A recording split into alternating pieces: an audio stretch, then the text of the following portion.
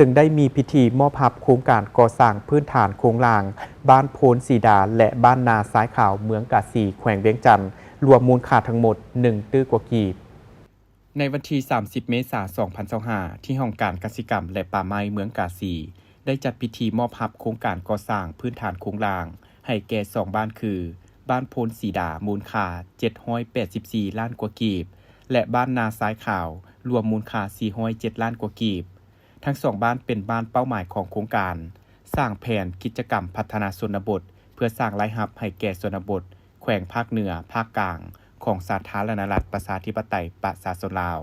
โดยการเข้าร่วมของทานวิสัยดวงวิไลหัวหน้าห้องการจัดตั้งเมืองกาสีมีต่างหน้าจากกรมพัฒนาชนบทมีเชี่ยวชาญโครงการต่างหน้าจาก KDS ต่างหน้าจากคณะชี้นำคันแขวงคันเมืองและคณะพัฒนาทั้งสองบ้านเข้าร่วมท่านคำลาวีระวงศ์ห้องหัวหน้าห้องการกสิกรรมและป่าไม้เมืองกาสีทั้งเป็นผู้ชี้นำโครงการพื้นฐานโครงรางคันเมืองได้ขึ้นผ่านบทรายงานย่อเกี่ยวกับการก่อสร้างโครงการซึ่งท่านให้รู้ว่าสำหรับโครงการดังกล่าวแม้นได้รับทุนช่วยเหลือลาจากรัฐบาลเกาหลีโดยผ่านองค์การกวยกาสปป.ลาวมีทั้งหมดโครงการคือโครงการที่มอบอยู่บ้านโพนสีดาประกอบมีโครงการก่อสร้างเส้นทางไปหาบอนทำการผลิตมูลค่า446ล้านกีบเริ่มลงมือก่อสร้างแต่วันที่18-28 ตุลาคม 2024จึงสำเร็จซึ่งแม่นบริษัทปันทวงศ์ก่อสร้างขัวทางเคหะและชลประทานจำกัดเป็นผู้รับเหมาก่อสร้างโครงการต่อมาเป็นโครงการก่อสร้างคลองชลประทาน217เมตรมูลค่า251ล้านกว่ากีบเริ่มลงมือก่อสร้างแต่วันที่7ธันวาคม 2024 51 มังกร 2025จึงสำเร็จซึ่งแม่นบริษัทโชคดีขนส่งก่อสร้างขัวทางและชลประทานจำกัดเป็นผู้รับเหมาก่อสร้างโครงการก่อสร้างคลองชลประทาน60เมตรมูลค่า86ล้านกว่ากีบเริ่มลงมือก่อสร้างแต่วันที่11 กุมภา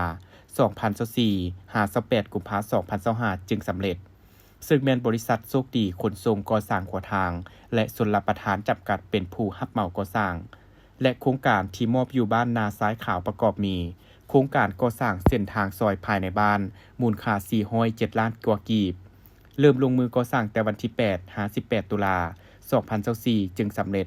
ซึ่งแม่นบริษัทปันทวงศ์ก่อสร้างขัวทางเคหะและชลประทานจำกัดผู้เดียวเป็นผู้รับเหมาก่อสร้าง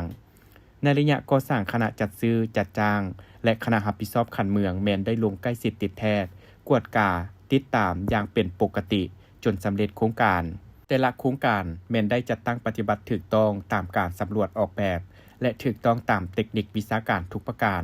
หลังจากนั้นบรรดาประธานบริษัทผู้รับเหมาก่อสร้างแต่ละโครงการก็ได้ขึ้นกล่าวมอบโครงการก่อสร้างให้แก่ห้องการกสิกรรมและป่าไม้เมือง